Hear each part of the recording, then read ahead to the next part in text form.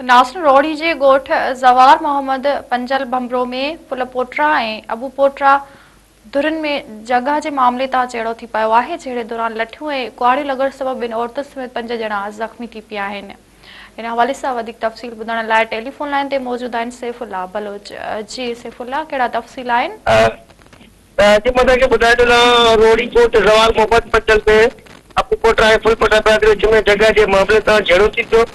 लठियूं ऐं कुआड़ियूं लॻण सबबि अबू पोटरा बिरादरी जूं 2 औरतूं समेत 5 खां वधीक माण्हू ज़ख़्मी थी पिया। ज़ख़्मी खे तिबी इमदाद रोड़ी मुंतक़िल कयो। मुतादिल शाह मोहम्मद अबू ॾोडो ऐं हालिब पुटु मीना ऐं ॿिनि इहतजाजी मुज़ाहिरो कंदे इल्ज़ाम त फुलपोटरा बिरादरी सां तालुक़ रखंदड़ दोदो फुलपोटो, अरबेलो फुलपोटो, मास्टर अली शेर, अयाज़ ऐं गुलशेर 50 साल खां वधीक क़ाइम घरनि ते कब्ज़ो करण जी कोशिश कई। हुननि जो वधीक चवणो त बहादुर पुलिस जो बहादुर हासिल आहे। सदन ॾांहुं ॿुधण वारो कोई बि न आहे। सदन केस दाख़िल न कयो वञे। जेका नाइंसाफ़ी आहे मुतादिल तौर एसएसपी सकर खां मुतालबो कयो त जांच कराए ऐं जवाबदारनि ख़िलाफ़ कानूनी कार्रवाई कई वञे। जी सैफुल्ला, महिरबानी अवां जी।